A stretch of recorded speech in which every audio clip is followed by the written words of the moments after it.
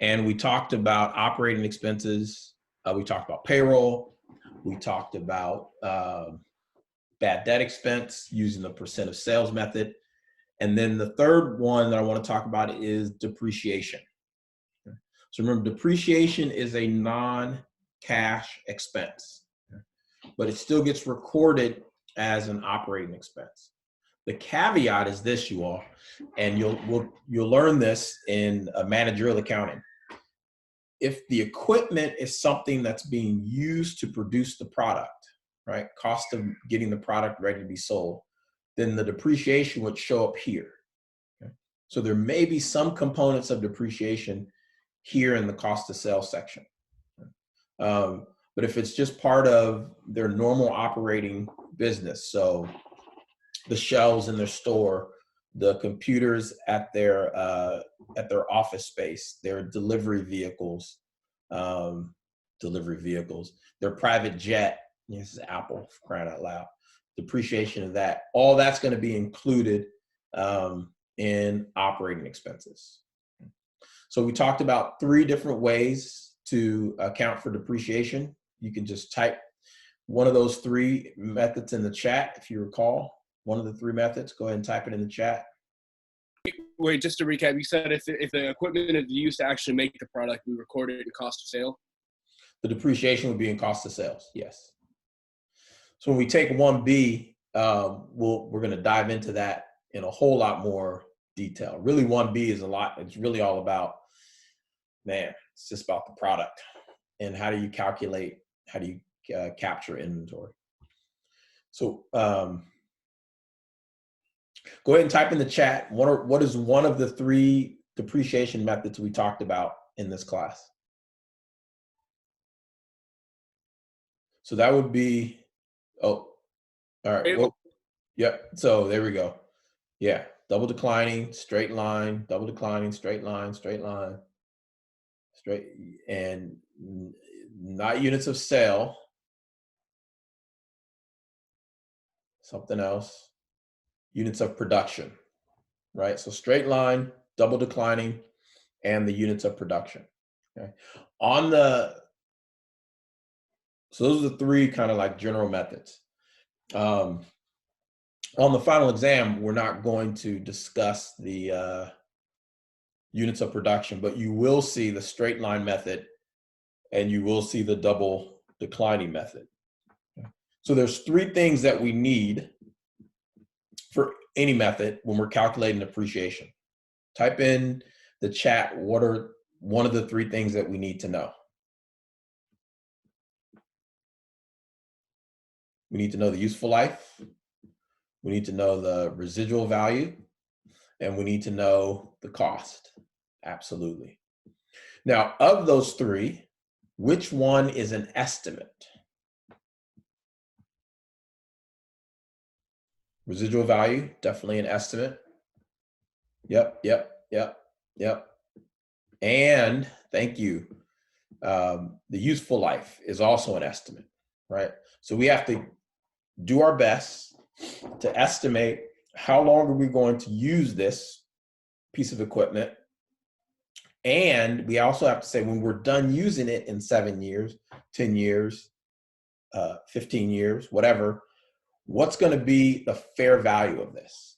Okay, so we all know it's just a huge guess. Let me see if I can.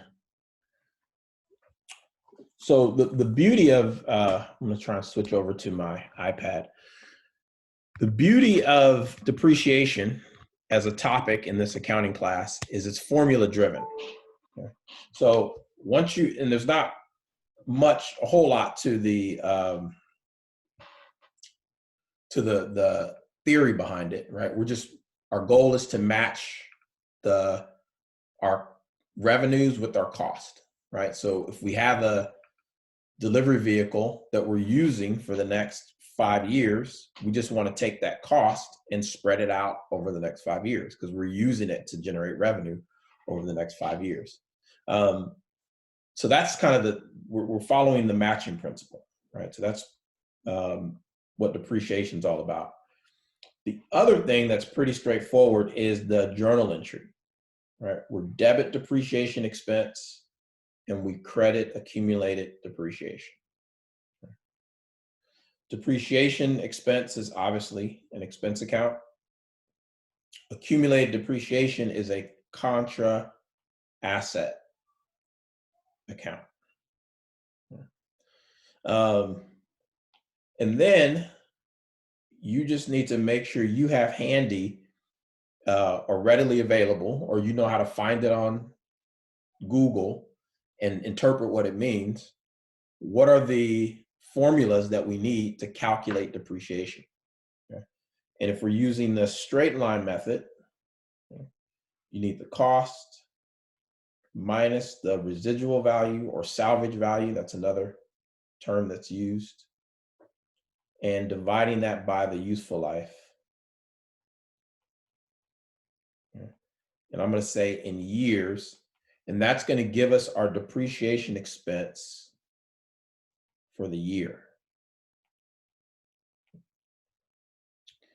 Now, here's where it will get tricky in accounting classes on the exam, is we've just calculated it for the year.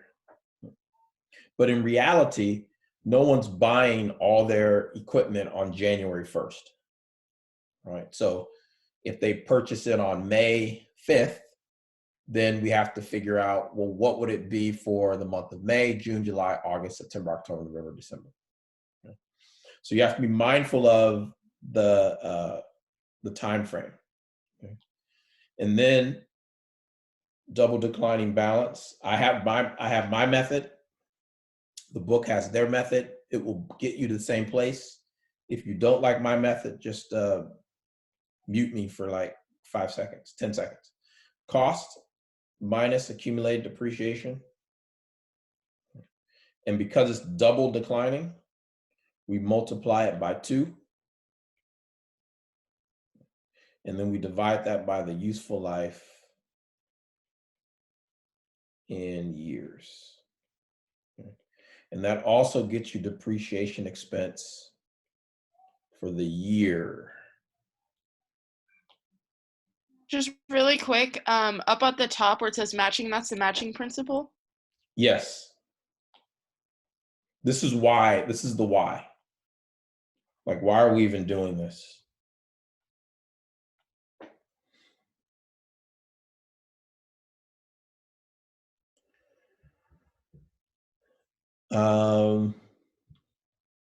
And that's depreciation. Questions? What method do you think Apple uses?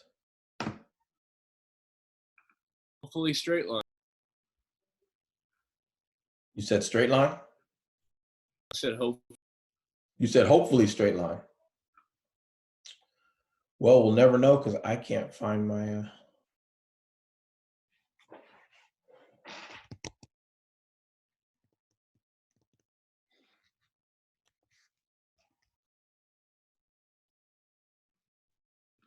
All right.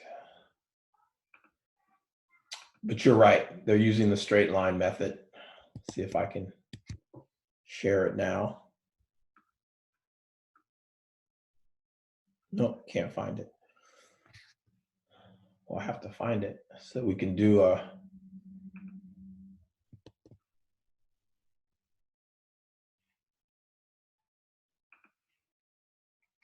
Oh, can you guys see my screen? Yes. And you can see they use straight line method. Over the estimated useful life of the assets, which for buildings is the lesser of 30 years of the remaining life, between 1 to 5 years for machinery and equipment, including things that are in the manufacturing process, and the shorter of lease terms of 10, blah, blah, blah, blah, blah. Okay. So remember, as we're wrapping this class up, right, and I know we've been focusing a lot on the transactional and technical aspects of it, I want to keep reminding you guys that the best information is coming from the footnotes to the financial statement. So don't just get caught up just watching or reading the 4 financial statements, but dig into the details behind those numbers. All right, so let's do an exercise. So I'm going to put you guys into breakout rooms, and here's the information that we have. We're doing the Star Wars toy store. They purchased a delivery vehicle for $41,000, and they expect the vehicle to remain useful for 5 years and have a residual value of $5,200. So the question is asking you to calculate depreciation for the years ended December 31st, 2018 and December 31st, 2019 using straight line, double declining, and then answer the question, which method is going to produce the highest net income for 2018 and 2019. So why don't you take a picture of this so that when you get to your breakout room, you will know what's going on. And I'm going to put us all into some breakout rooms and give you all about 10 minutes to work on this.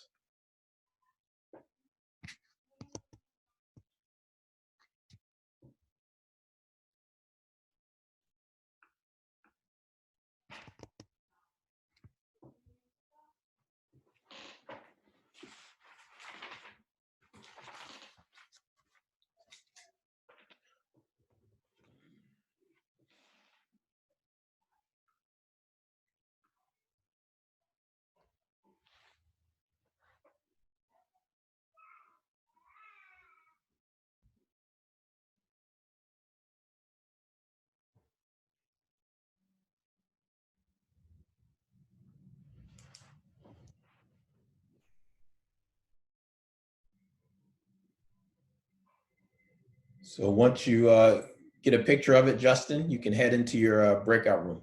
You're in breakout room number 2.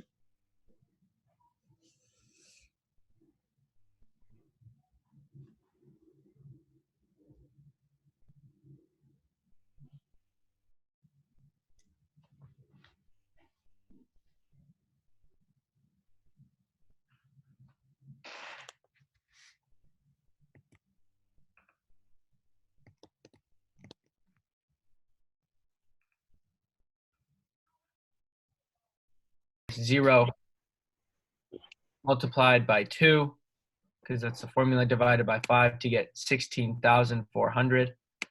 You divide that by 12. Then you multiply that by 3 again, just like we did in the first problem, to get 4,100. And then for your 2019, you want to do 41,000 minus 4,100, which is your depreciation expense from 2018. Multiply that by 2, divide that by 5 to get 14,760 for your 2019. So your 2018 will be 4,100. And your 2019 would be 14,760. Excellent. Any questions?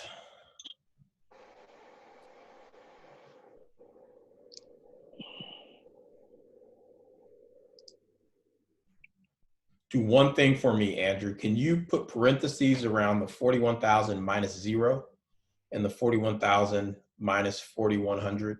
Yeah.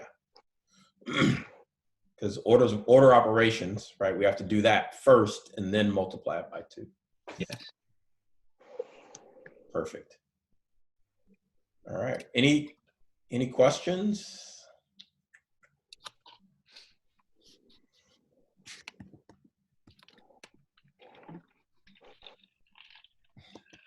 Okay. If not, we can keep moving right along. You want me to stop sharing? Yes, you can stop sharing. Thank you.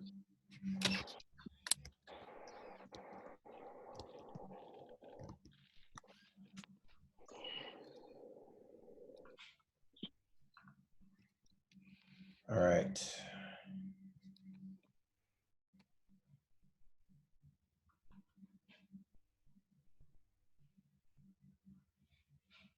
This is great. I can't find my, forgive me, I can't seem to find my presentation.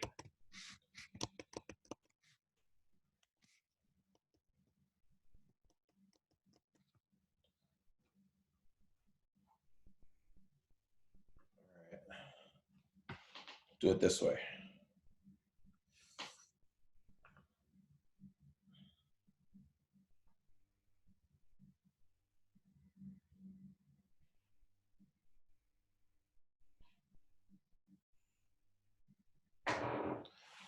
And all the anticipation.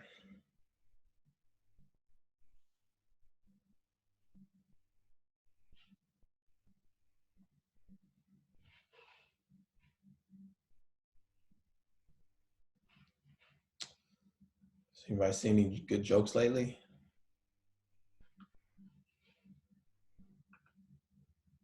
No. I watched Phantom Menace yesterday. Does that count? That's a good joke. That's a good joke. That is a good joke. All right. It keeps coming and then going. It's so weird. All right, here we go. So after we subtract all of our operating expenses from our gross margin, that gets us to our operating income. Okay.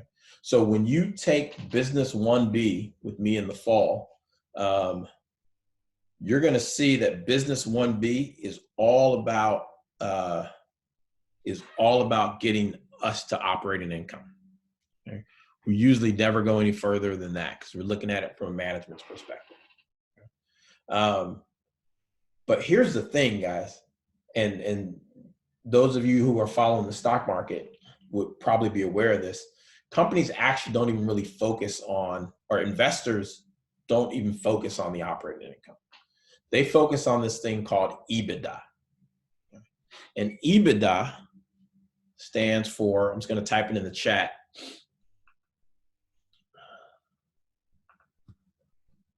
Earnings before interest, taxes, and depreciation.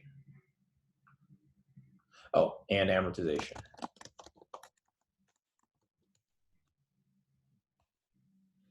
So EBITDA, earnings before interest, tax, depreciation, and amortization.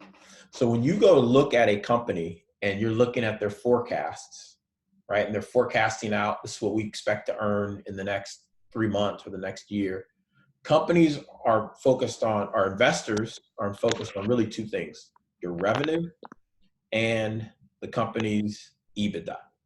And the reason why they focus on EBITDA is they're saying, tell me how much money you make before things like amortization and depreciation. Remember, depreciation, amortization, those do not involve the use of cash. Those are all about the matching principle. So it really doesn't, it's not that important to investors. Okay. The other thing that they back out are taxes. Okay. They're saying we don't really, it's not as important what you're paying in taxes because everyone has to pay taxes. That's really outside of your control. And the other thing that they typically back out is interest. Okay. Because the working theory is you're borrowing money so that you can continue to grow your business. Okay. So we're not going to penalize you for the interest that's being that you're paying. So not going to be on a test, but I want you to get in your mind that there's a lot more depth to accounting, right? And companies are looking at, or investors are looking at the statement of operations, the income statement, but they're adding and subtracting certain numbers to say this is what we really care about. Okay? And they're taking things out like depreciation, taxes, and interest. That's it. Questions? That's a number they're going to have like ready if you ask for it, right? They're not going to give that on a financial statement. You have to find it, I'm assuming. Yes, it's not hard to find, but you do have to find it. I was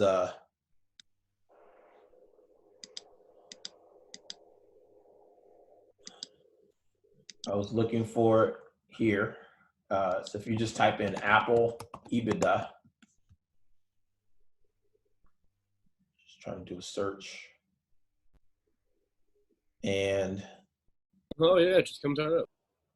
they're telling you this is what Apple's EBITDA is. And you can see what they're forecasting is revenues and EBITDA. Because that's a more meaningful number than what your net income is.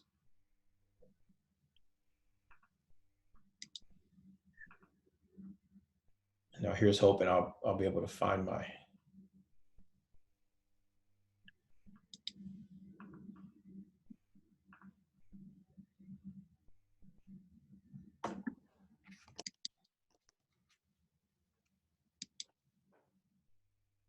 So, let me go back. So now we're talking about other income expenses. Okay. So these are the gains and losses, right?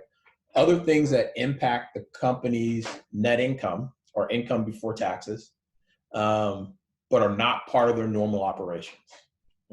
So there were three things that we're going to talk about: interest expense, gain and loss on investments, and gain and loss on sale of or disposing of assets.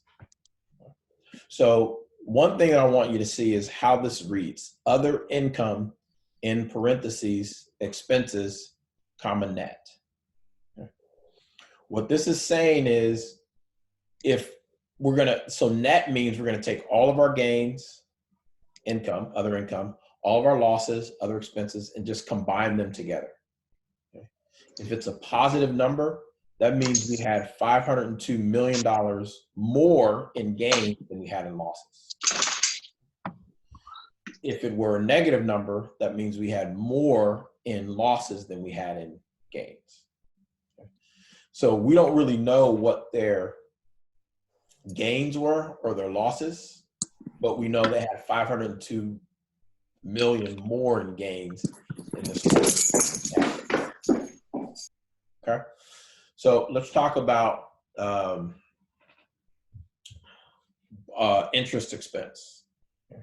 So a couple things to remember with interest expense. I'll do a new share here. Quick question on that, Mr. Bell. Yes. Companies are not required to show the specific income and or expenses as long as they show the total. They're fine. That's right. Okay. Now, Noah, if there is if they had a significant gain or significant loss from an investment, then they'd have to disclose that somewhere. They can't just bury it in the gains and losses number. Okay? But they're not required to show you the individual components of that. They give you those details in the blurb at the bottom that you were talking about to always read? In the footnotes. Yeah, we can find that information in the footnotes. So when we talk about interest expense, remember it's showing you an annual percentage rate. So when they say 6%, that 6% is for 12 months. Okay, you multiply that by the principal, the amount that you borrowed or that you still owe, and that would give you interest expense for the year. Okay. So if you're doing an accrual, if you're accruing interest and you're only accruing interest for 3 months, you'd have to divide this number by 12 and multiply it by 3. We talked about interest expense in the context of bonds, right? And remember with bonds, there's a premium or a discount. So let me step back. Because we're talking about interest expense, we're talking about the issuance of bonds. So bonds is a liability. So if it's more than 100, the price is more than 100, that means it was issued. Wait, that's not more, is it? That's more than 100. Then it was issued at a premium. If it's less than 100, then it was issued at a discount. So we need to know when we're doing bonds, the price. We need to know the par value, the coupon rate or the interest. We need to know the terms. And then we need to know the number of payments. And remember the difference between, so to get the amount of cash that was received, that would be multiplying the par times the price. Par times price. To figure out how much interest will be paid, cash interest paid, that's going to be the par times the coupon rate.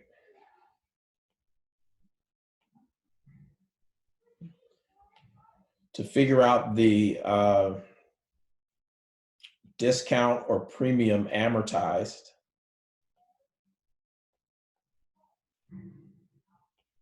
that's going to be the difference between the par and the cash received, right? That's going to be your premium or discount, and it's going to be divided by the number of payments.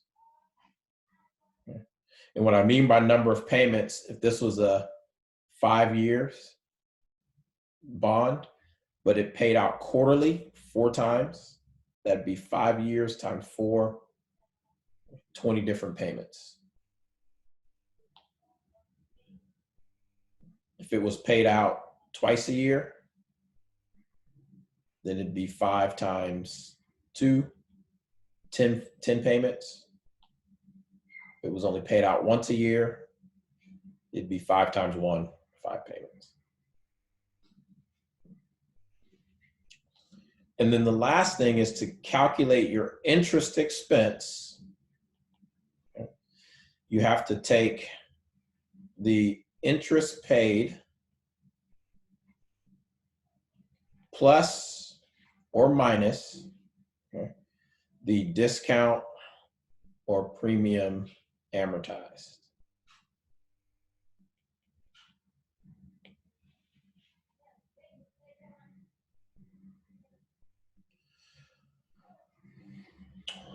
Questions?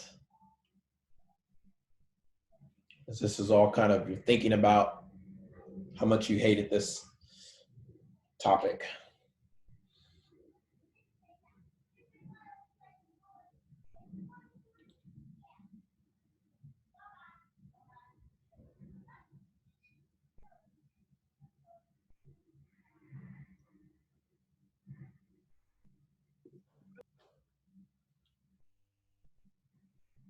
I don't mean to be this person, but I think you have the greater than or less than signs backwards. So for premium, it should be facing the other way for if it's greater than 100. I thought I fixed that. So premium You had it as 100 was greater than 100, like that?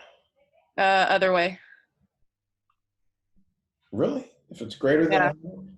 Really, I looked it up on the internet just to be 100% about it because it was kind of messing me up a And little. that goes like Whatever that. would be on the other side is greater than or less. Okay. I'm horrible with the greater than less than's. Stupid No, notation. Oh, but I see what, yeah, got it. All right. Interest expense as time goes on will always decrease, correct? No. Well, wait a second. As it relates to bonds, no. Because we're doing straight line amortization here. So it's always going to be the same amount that we're amortizing and the same amount that we're paying. Now up here, if we're just talking about debt, then yes, it will decrease because as we're making payments, our principal balance is going down, right? So we're Okay. paying 6% of 100,000, then 6% of 99,000, 8,000, etc. Makes sense. Just have to work one out to wrap my head around it. Well, you know what? For you, Noe, let's do it. So we are going to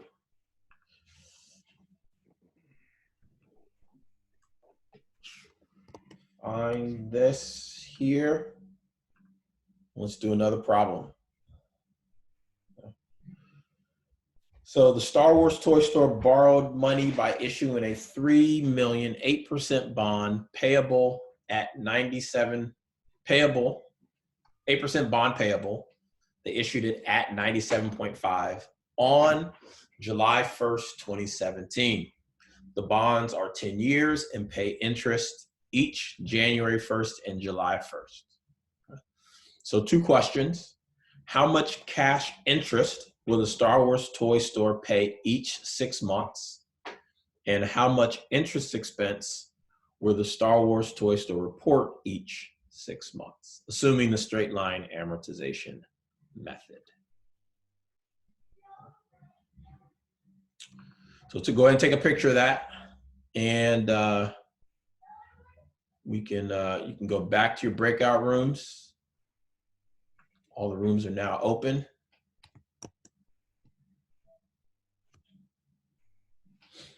So you can go back into your breakout rooms, and this is probably a 5-minute conversation. Someone put it down on a spreadsheet or something so that we can look at it. Nanthawan, remind me what group you're in, and I'll reassign you.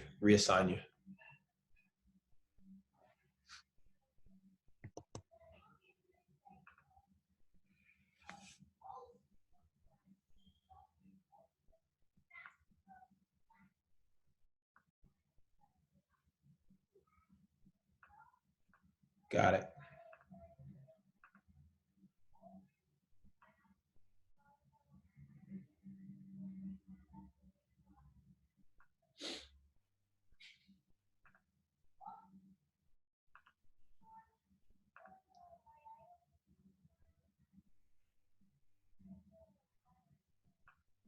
So Miriam and Romina. Oh, Romina's gone. Miriam and Justin, you all can head into your breakout rooms. Team's waiting on you. I got kicked out of the room right when I was trying to figure out what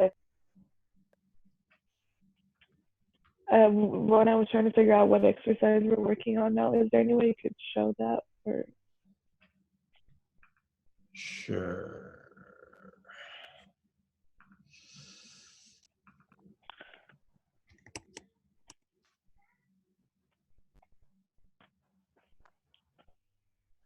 all right, thank you. Welcome. Okay, I'll be back.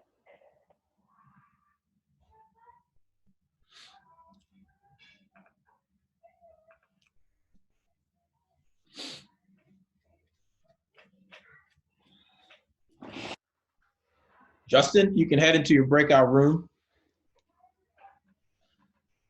I'm sure your team is anxiously awaiting for you.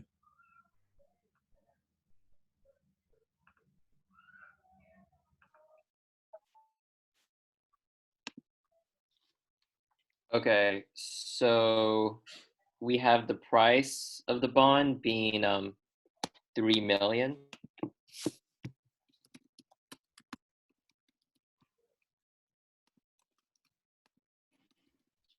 And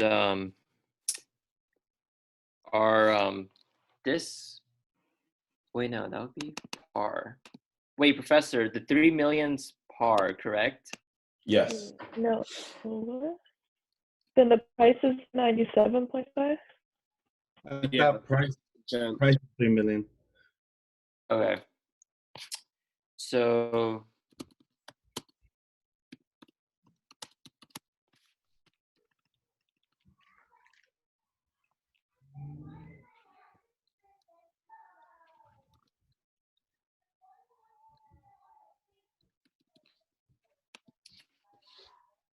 And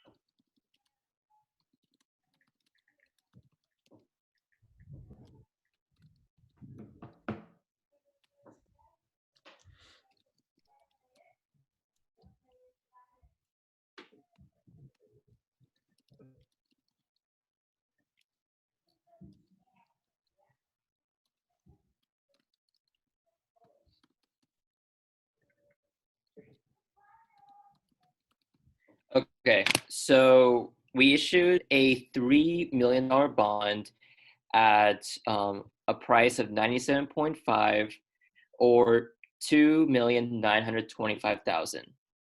Now, because the interest rate is 8%, our annual interest is 240,000.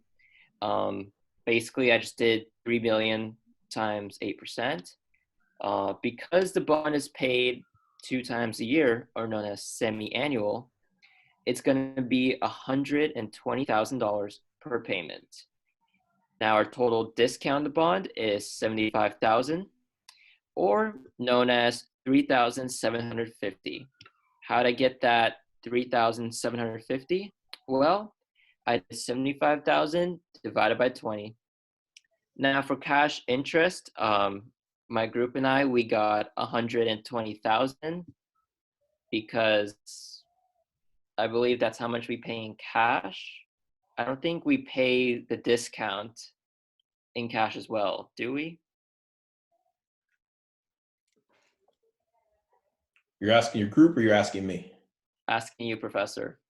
Oh, no, we do not. We pay 8% of $3 million a year. And we pay that every 6 months, $120,000.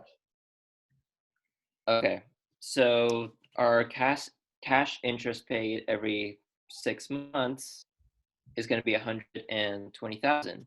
Now for interest expense, if you include the discount that we have to pay, that would be $123,750 per payment.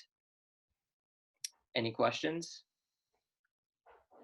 I got everything you said, but I didn't really calculate the interest expense. Was that like the necessary question to answer, or is that kind of like an extra? It was below the cash interest question. Okay, so you do combine the two numbers. Mm-hmm.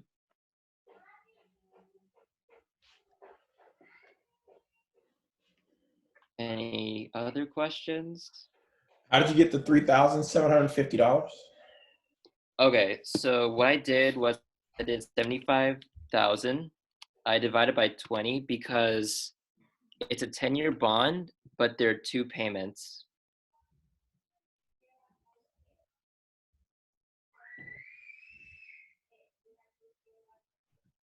Okay.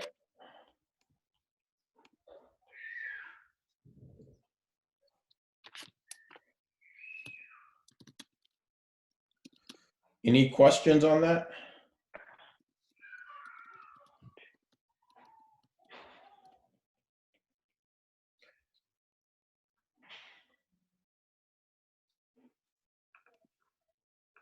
All right, should I stop share? I just took over. But yes, you can stop share. So here's why I'm asking that question about the interest expense, right? So this was the original journal entry. We got cash of, I think it was 2,925, but we owe $3 million. We're going to credit bonds payable for $3 million.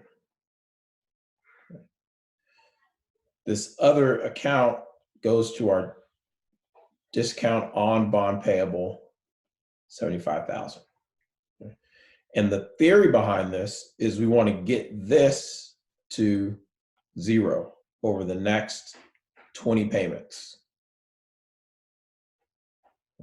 So this is what that straight line amortization is, right? So 75,000 divided by 20 is 3,750. So every time we make an interest payment, when we pay cash of 120,000, we're also going to credit our bond discount on bond payable by 3,750. And our debit is going to be to interest expense. So we're paying 120 in cash, but we're recording 123,750 in interest. And the reason why we do that, I'll say it one more time, this is what's going to help you in intermediate accounting. The reason why we do that is because we got $2,925 in cash, but we have to pay $3 million. So this 75,000 is money that is really we're paying. It's additional cost of borrowing money, but we're just going to pay it back over the next 20 payments or the next 10 years. So it's not a use of cash yet, but it will be in 20 years from now when we make this payment.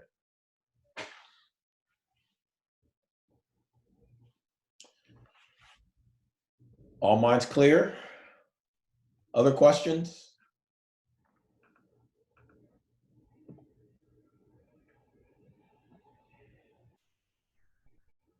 So the other gain or loss would be gain or loss on investments. Okay? And if we're talking about the income statement and we're talking about gains and losses, okay, we're really talking about either trading securities, which are recorded at fair market value on the balance sheet, and the difference becomes a gain or loss. Okay? Or we're talking about the equity method of investing.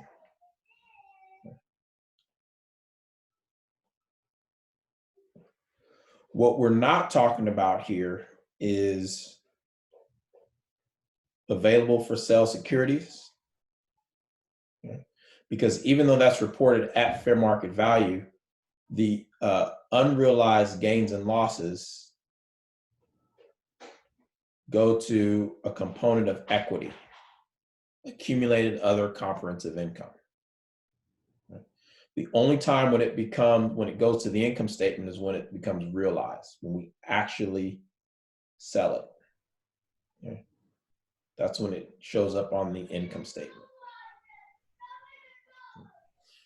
We're also not talking about consolidation, because if we're using consolidation, okay, then we take a portion of revenues and it goes into the revenue account.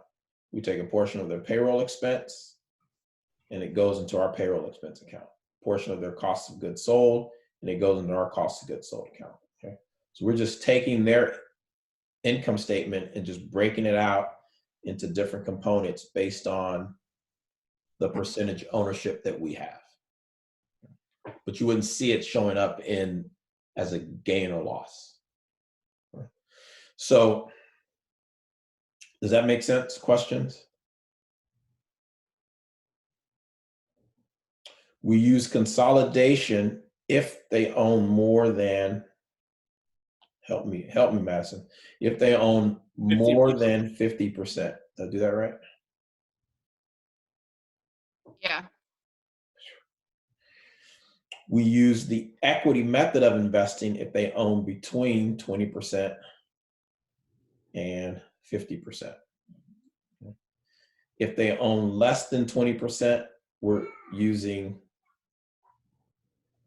doing it right, less than 20%. we're using the available for sale method, or trading securities, depending on if it's a short-term investment or if it's a long-term investment. And really putting all these percentages to the side, it's really focusing on influence. Okay. If you have little to no influence, you're here. Okay. If you have significant influence, you're here. Okay. If you have control, you're here in consolidation. What will be on the test, the final? The equity method of investing. And I think it's best to think about this using this T-chart. And what shows up on the debit side, right, is going to be the cost, whatever we paid for it. Okay. And then what we would add to it would be our percentage of the investee's profits. Okay. So remember, if we own 35%, or we own 33%, and they make $100 million, then we're adding 33% of $100 million to our equity method account. What shows up on the credit side would be our percentage of the investee's losses. If we own 33% and that company lost 33, and they lost $1 million, okay? We have, because we own between 20 and 50%, the assumption is we have significant influence, right? So we are partly responsible, 33% responsible for that $1 million loss. So that reduces, right? This is an asset account. So these add on the debit side, these subtract on the credit side. So it's reducing our investment. The other thing that gets deducted would be any dividends we receive from the investee. So when the investee pays out dividends to all of its shareholders, we get a deduction of that. That reduces our investment. And at the end of every period, we're adding profits, subtracting losses, subtracting dividends to get our carrying value of the investment.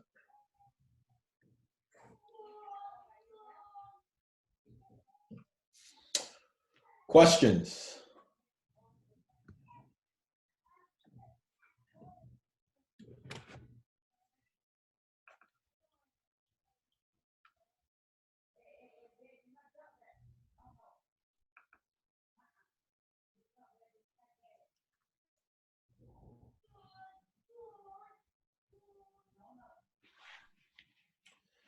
No questions? Let's do one more breakout session.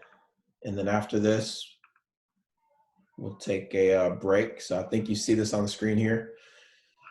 Suppose on November 1st, 2017, the Star Wars toy store paid $38,000 for a 35% investment in Toys and More. Assume Toys and More earned $4,000 of net income and paid cash dividends of $2,000 during 2017. What method should they use? And the second question is, sorry, I can't see it. As a result of these three transactions, what is the impact to the Star Wars toy store income statement? So how is this going to be reflected on their income statement? Okay, so I'm going to open back up the, you can take a picture of that. Gonna open back up the rooms. Give y'all about 5 minutes to noodle on that.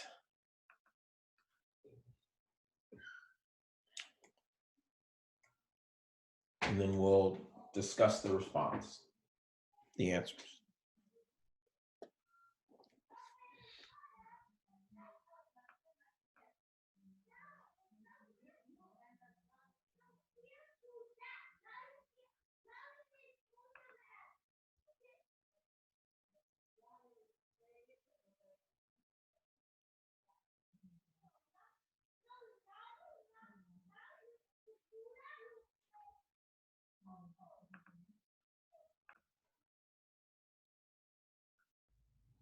Equity, equity, equity,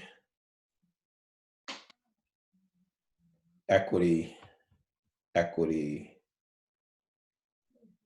equity, equity. Why we're using the equity method? Because they own between 20 and 50%. So the assumption is that they have significant influence. Okay. So if we're using the equity method,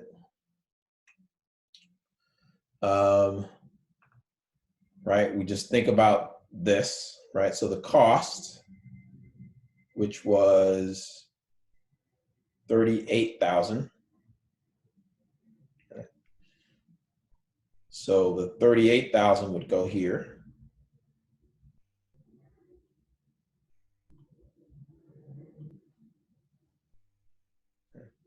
And then says they earned net income of 4,000. So if they earned net income of 4,000 and they own 35%, that would be over here, right? So we take 35% of 4K, which works out to be, anybody get that answer? 1,400. 1,400.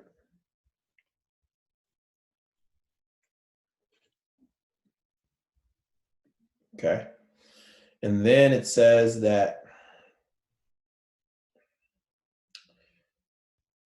Toys and More paid dividends of $2,000. Okay. But now, if Toys and More paid dividends of $2,000, okay, and Star Wars owns 35% of that, then they received 2,000 times 35%. That would be 700. $700 in cash. So that would be right here. $700 are the dividends that they received. Okay. So after, at the end of the year, their investment is 38,000 plus 1,400 minus 700. I believe that's 38,700.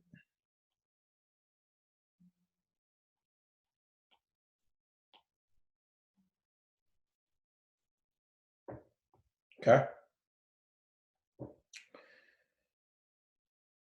So the question's asking, as a result of these three transactions, what is the impact to the Star Wars Toy Store income statement, right?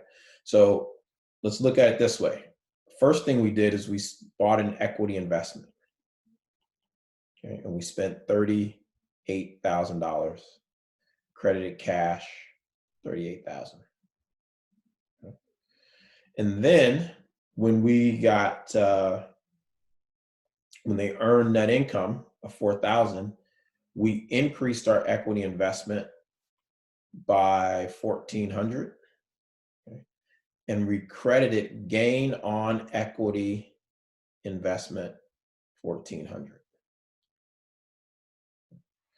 And then when we received our $700, our portion of that 2,000, we debited cash 700, credited the equity investment for 700.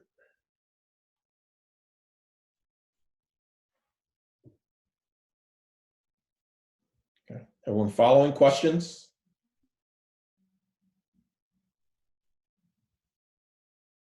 No questions. So this question's asking about the income statement. So to your point, Noe, what's on the balance, equity is on the balance sheet. Okay. Cash is on the balance sheet. These are assets. Balance sheet. Gain, well, that's an income statement account. Circle that. Cash is on the balance sheet. And equity investment is also on the balance sheet. So the answer is, as a result of all these three transactions, we're going to have a gain of 1,400. Would it not be 700? The difference between the two? No, because they're asking what's going to be on the income statement. And cash, when we got that $700 in cash, that made our asset go up. Oh, yeah, I guess it just becomes cash. It's not dividends. So. Right. So it's not dividend income. Yeah. Okay, fair enough. Questions?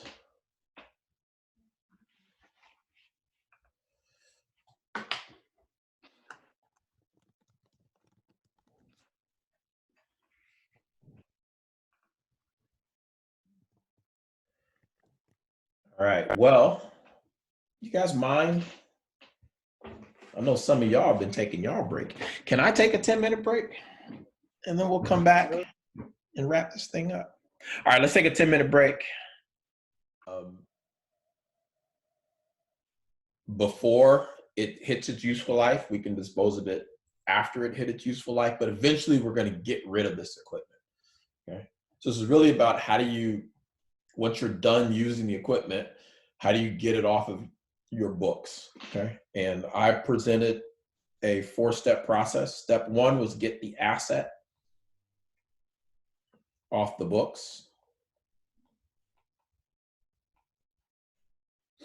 Okay. Assets normally have a debit balance, so to get it off the books, we credit this account. Step 2 was get the contra asset off the books.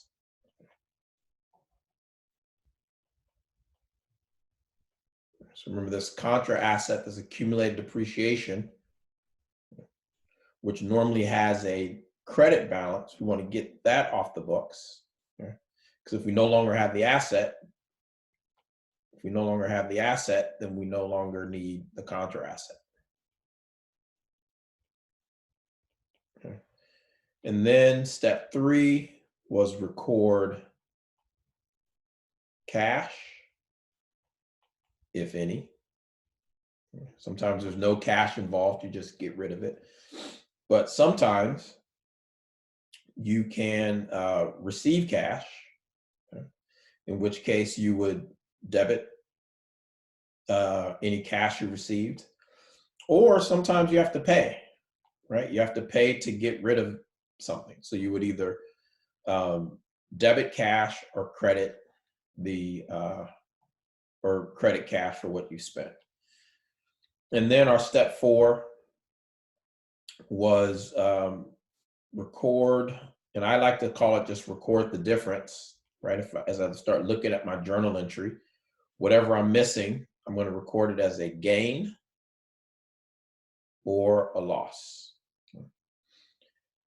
I know it's a gain if I'm missing a credit. Okay. And I know it's a loss if I'm missing a debit.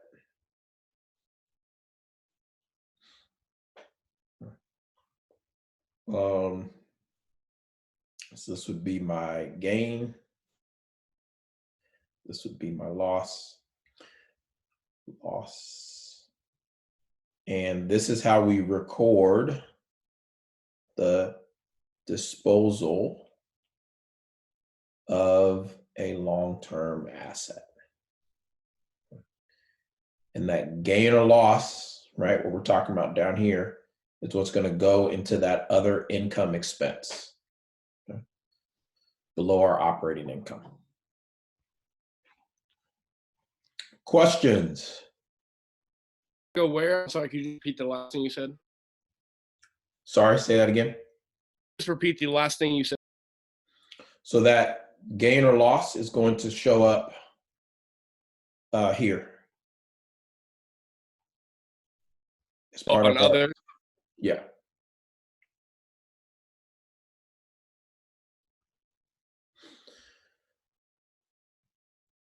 All right, so I think we should do another example.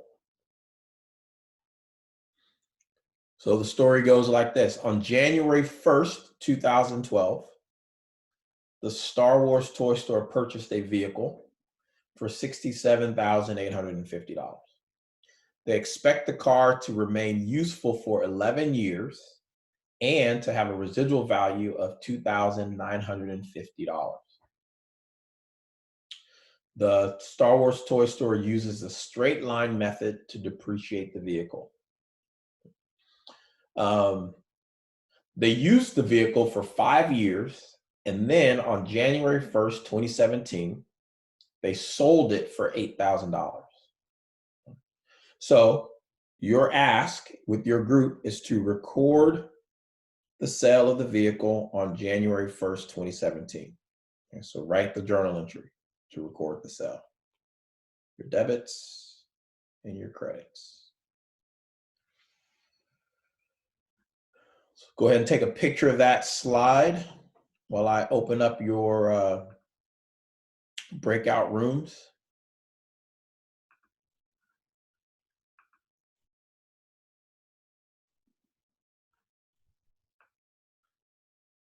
Okay, the rooms are now open. You may go and rejoin all of your friends.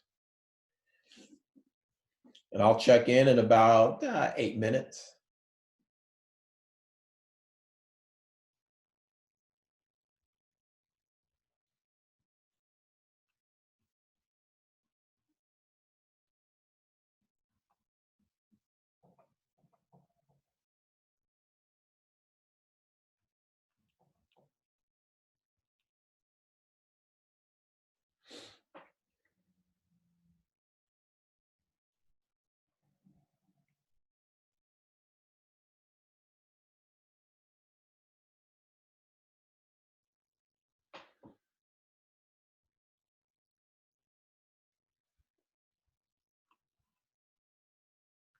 So Brendan, you can head back into your breakout room and we'll see how they came up. Okay. So this is just a straight line method equation. So we took the cost, which was 67,850, and subtracted the residual value, which was 2,950 from it, and then divided it by 11 to get the accumulated depreciation per year, which was 5,900. And then since the car sold after 5 years, we're going to multiply that by 5 to get 29,500, and that's the depreciation after those 5 years. And then the journal entry for the vehicle is the debit to accumulated depreciation of 29,500, a debit to cash for 8,000 since we sold the vehicle for 8,000, and it's going to be a loss on the sale for 30,350, and then the credit to the vehicle, which was the cost of it, for 67,850. And I got the 30,350 by just adding the 29,500 and then the 8,000 and then subtracting it from the 67,850. Excellent work. Questions?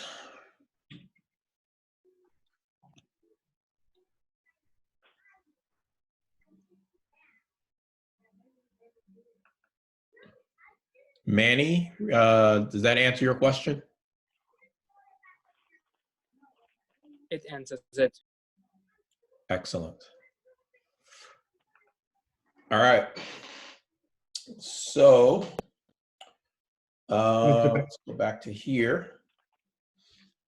So those are all different types of gains and losses that would then get us to what we call income before the income tax expense. Before I do that, I just want to point out one thing to you, well, to Noe and to all.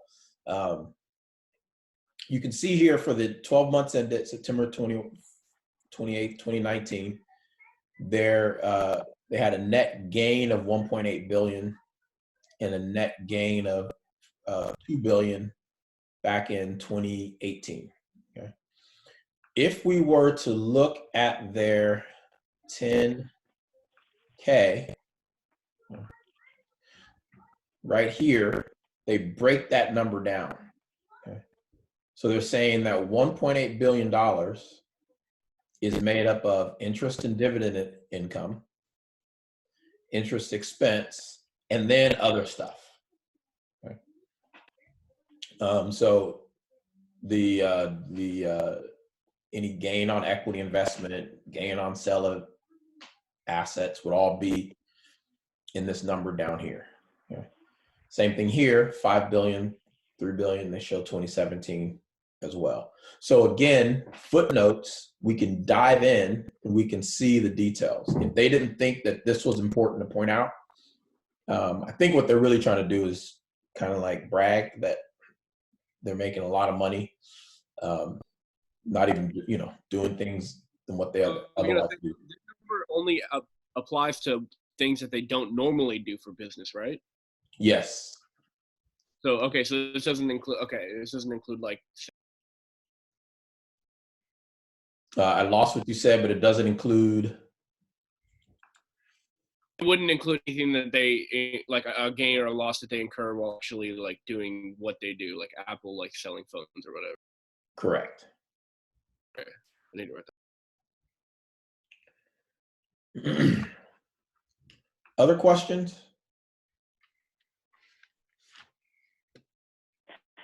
What was the loss amount for the exercise we were doing? What was that loss amount, Madison, that you had on your screen? 30,350. Thank you.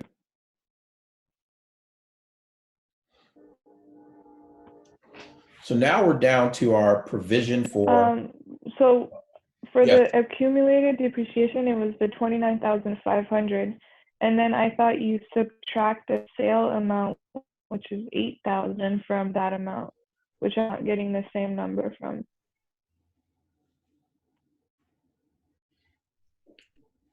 Do you want to share your screen one more time, Madison? I already closed the document. I didn't save it. Oh. Andrew, do you still have yours? I do, yes. There we go. Thank you. So,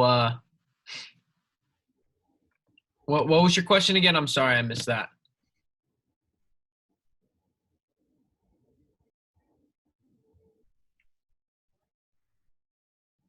Romina? You're on mute if you think you're not. I think she asked about subtracting that 8,000 instead of adding it to the accumulated depreciation. That's what I got from it, but. Well, you subtract it because you sold it. That's what you sold it for, minus the accumulated depreciation on top of. You take for what you sold it for, and you minus the accumulated depreciation as well as the purchase price. I thought it about like as if we're receiving cash, we're gonna debit it. Well, yeah, that's what you get here. Yeah, we gained $8,000 from it. Mm-hmm. But you lost a lot of money in the process. Yeah, that's a terrible loss.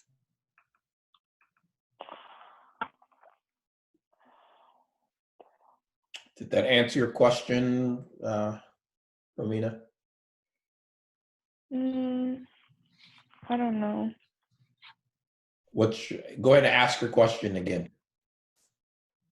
So because in my notes it says that you take the sale proceeds and you subtract it from the amount that you get when you do the cost minus accumulated depreciation to figure out if it's a gain or a loss. But Yes. then there's like two steps for. Yes, so the cost was this, and so the accumulated depreciation was the 29.5 here that we got. Yeah. Right. So you want to do the cost, and then so this is your cost minus the accumulated depreciation, and so you want to subtract the accumulated depreciation and the costs from what you actually sold it for, which is this number, and then you get negative 30,350. The number I missed was subtracting the original cost from the 29,500. Because I kept doing the 8,000 minus that number, and it was giving me Okay. another. Does that make sense? Yeah, no, it makes sense. Okay. Thanks. I mean, I don't know if this is correct, Mr. Bell, but I just assessed these two accounts first, and then the vehicle expense, and then I just made my debits equal my credits, so I didn't have to do the extra 2 steps of calculation first, but then I put these at the bottom. That's how I do it as well. Okay. Yeah. That's how I do it as well. All right, I'm going to stop sharing now.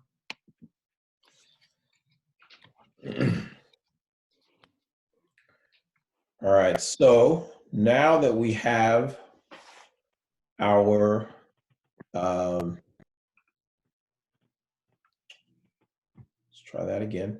Now that we've gone through our gains and losses, that brings us to the income tax. Okay. We have to figure out how much do we have to pay in income tax. Okay. So we can see here, their expense was $10 billion last year, $13 billion this year. Okay. So here's the thing with taxes, okay? And I'm going to let your intermediate accounting teachers take it beyond this, okay? But there's a difference between your tax expense is not the same thing as your taxes payable. So in other words, not the same thing. So in other words, what you are recording as an expense that you used is not the same thing that you're going to actually pay. Those two things are not the same. And the reason is because your tax expense is taking your income before income tax and it's multiplying it by your tax rate. Okay. To be more exact, your effective tax rate. Okay. And that's how you get your tax expense. I'm in class.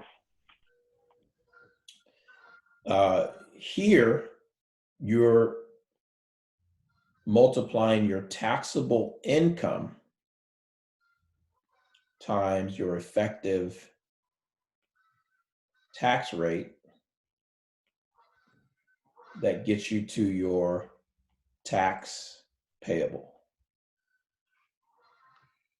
Okay. So these numbers are the same. You're going to use the same effective tax rate. Okay. But because these two numbers are different, it's going to result in these numbers being different as well. Okay. So why would there be a difference between what you report on your income statement? Okay, this is what's going to your investors and creditors. This is on your income statement. And then this is what's going to the IRS, okay, for tax purposes. So remember, we talked about companies having the option to either use double declining or straight line. Okay, not equals, sorry. Double declining or straight line. Okay. They can use LIFO or FIFO. Okay. For tax purposes, they can capitalize R&D costs. Okay. And for income tax purposes, I'm sorry, not income tax, for investor purposes, they have to expense R&D costs. They can use different useful lives. Okay. So there's lots of reasons why there would be a difference between what you report as your income before income taxes and then what becomes your taxable income. Questions?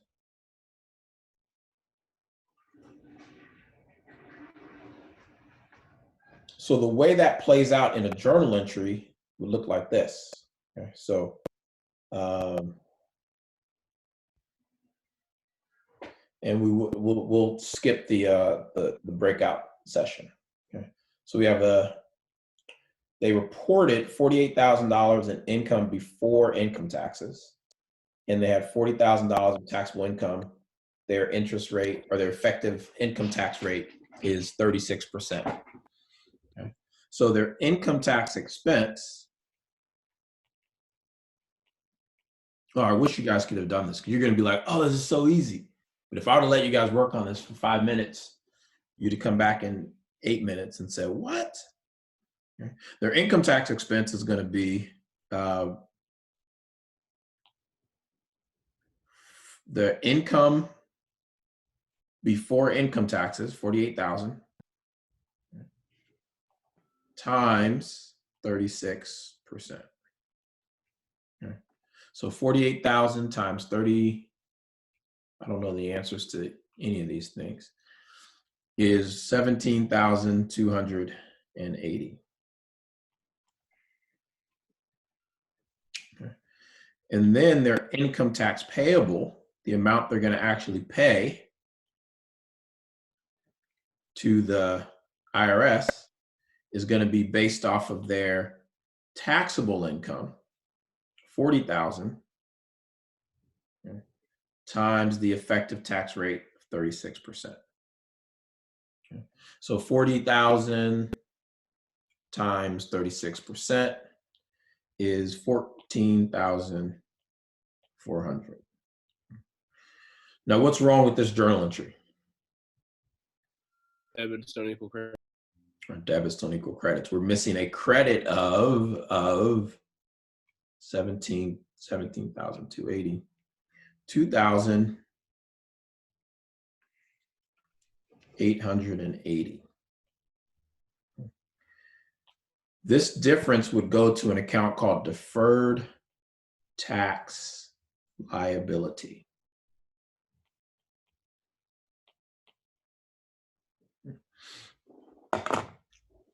So here's the thing, right? Even though there's a difference between this and this, right? If we use double declining or straight line, eventually we're going to get to the same answer of depreciation. This one's going to go faster, right? If we use LIFO or FIFO, eventually we're going to sell everything, right? And our inventory is going to end up at zero. If we capitalize versus expense the R&D, eventually, even if we capitalize it, we're going to depreciate it, and it's going to eventually end up here. Okay? So all we're doing here, go back.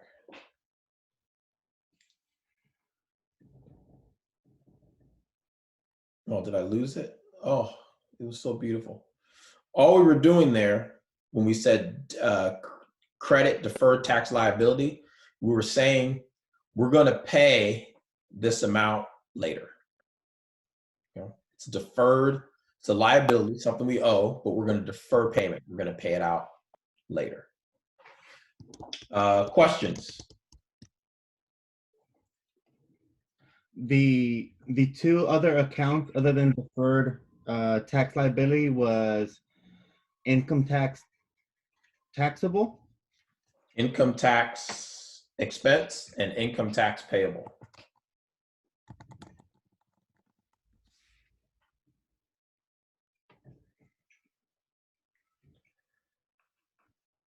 Okay. Other questions?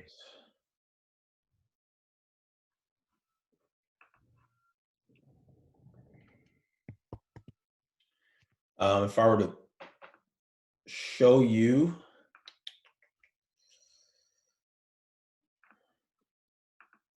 here, this is Apple's 10K. So they're showing you their, so provision for income tax is just a fancy way of saying income tax expense. Okay. And this is their effective tax rate, 16%. And then if you look down here, they start talking about their net deferred tax assets and deferred tax liabilities. Okay. So deferred tax asset means that we're actually going to pay more than we're recording as an expense now, but we're going to get a benefit for that in the future.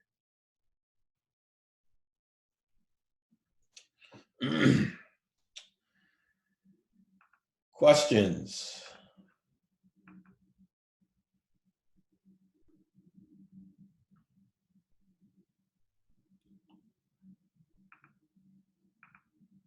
So the last thing to talk about is earnings per share.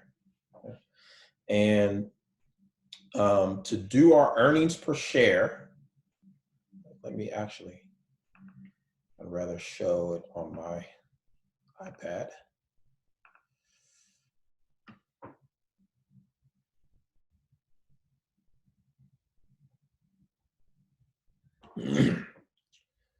So to calculate, earnings per share, which again, I argue is the most important financial statement ratio because it's required to be on the income, on the face of the income statement. And you can see that they're reporting two things: basic earnings per share and diluted earnings per share. Okay. So to get your basic earnings per share, and for those of you who invest in the stock market, EBITDA, EPS, revenues, those are like the three big things that people are focusing on. You go to Yahoo Finance or Google Finance, they're going to list out what the company's EPS is. And that's also used to calculate their P to E, price to earnings ratio. But you take your net income minus any preferred dividends, and you divide it by the weighted average number of shares outstanding. Okay, back to chapter 10. Okay, outstanding means held by shareholders. Okay. That's how we get our basic earnings per share. Okay. And let me just talk real quick about what weighted average means. Okay. So if you took three classes this semester, you got an A, a B, and a C. Okay. In class number 1, class number 2, class number 3. What's your GPA?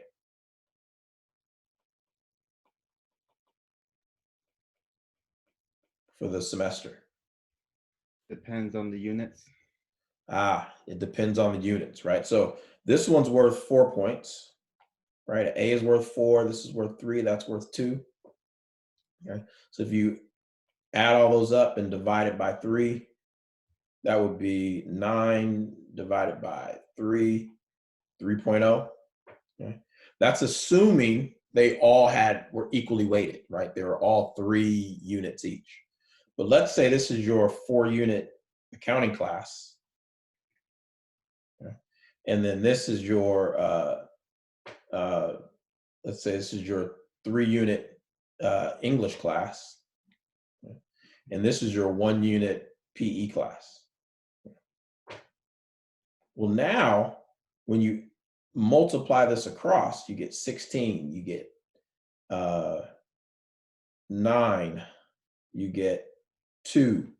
16 plus 9 plus 2 is, somebody help me, 27?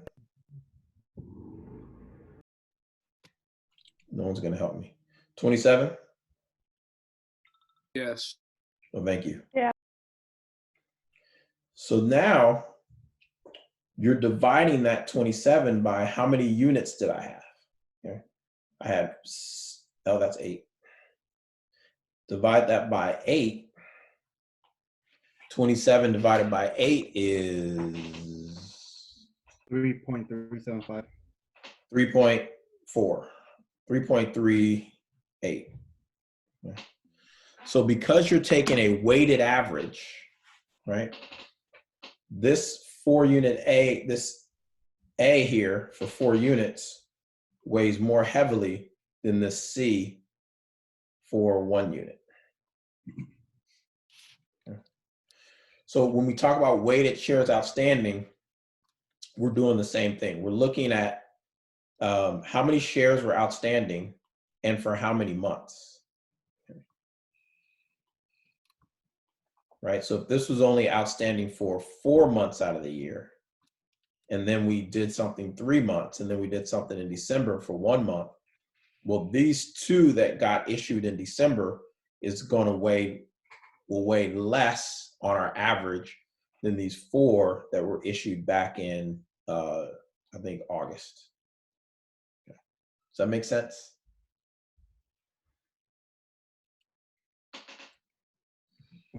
That's how we get our basic EPS. Oh, it keeps going away. So if we want to get our diluted EPS, we take our net income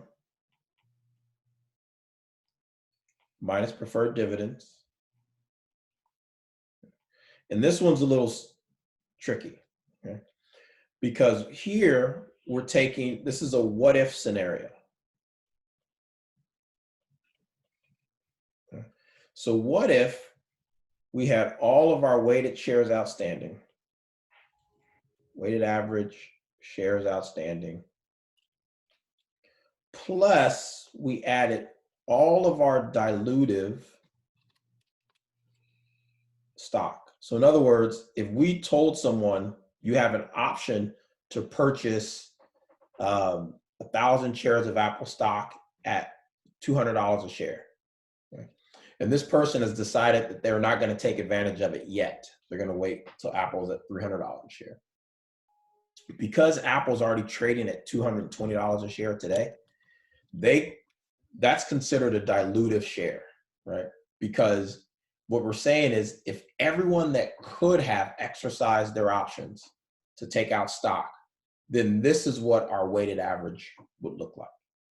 Okay. So when you look here at your dilutive EPS, you're always going to see that this number, diluted EPS, is going to be lower, okay, than basic EPS. Okay. Because the idea is that you're adding something, adding more stock to the denominator. Dilutive, let's call it shares.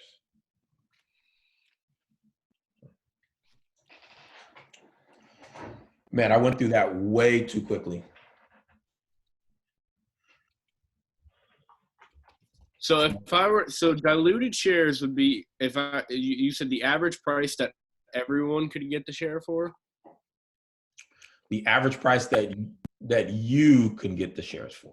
So let me say it differently. So you have a contract or an agreement out there with Apple, and Apple says, Apple owes you money, and you have a convertible feature that says, or you can exchange this debt for shares. We'll just give you more shares in the company. Okay.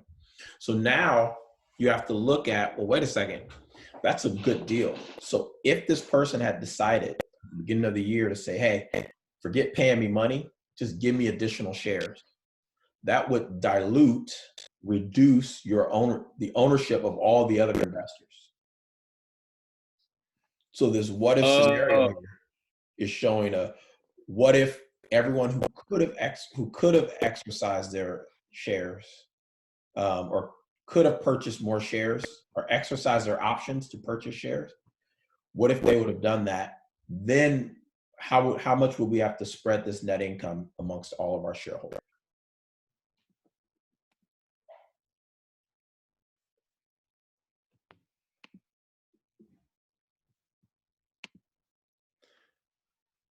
I know what we're going to do. We're going to start with this on Thursday.